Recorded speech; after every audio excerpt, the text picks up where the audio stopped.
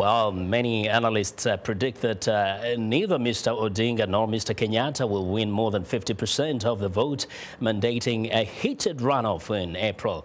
Well, Jill Craig has been following the Kenyatta campaign. She joins us by phone from Kenyatta's hometown of Gatundu. Welcome, Jill. Thanks, Vincent.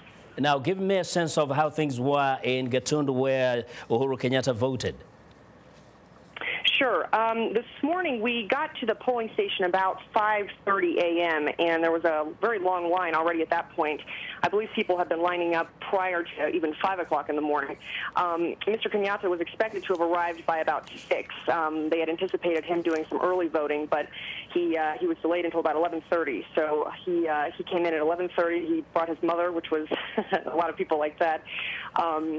And basically, the mood there was quite optimistic, I would say. I mean, even in the lines, which did stretch quite a ways out of the primary school where the polling was taking place, people were in very good spirits. They had very positive things to say about the elections, and even though it was quite hot outside, they still kept up a pretty positive attitude about the whole thing.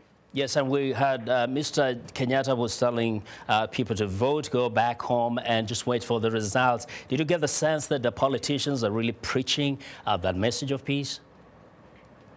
Yes, I do. I felt, especially in this particular polling station, which, of course, bear in mind this is his homeland, so it's really where the base of his supporters are. But yes, absolutely, I do feel as though that was very well enforced, at least in this area. And then also, I should also mention that the police and the other law enforcement agents were very strict on making sure that people were not loitering outside of the polling station. So there really wasn't too much of an option for people to do that, even if they had wanted to. Now, was there any sense of frustration by the process itself? Well, the funny thing is that I did not see at that particular polling station very much frustration. The machines, for the most part, were working. The lines were long, but they were moving.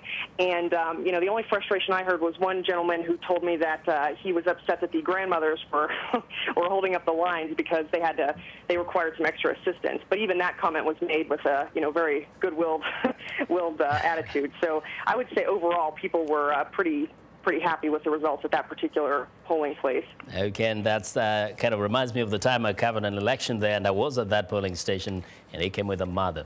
That was Jill Craig with the Kenyatta campaign. Thanks a lot for joining us.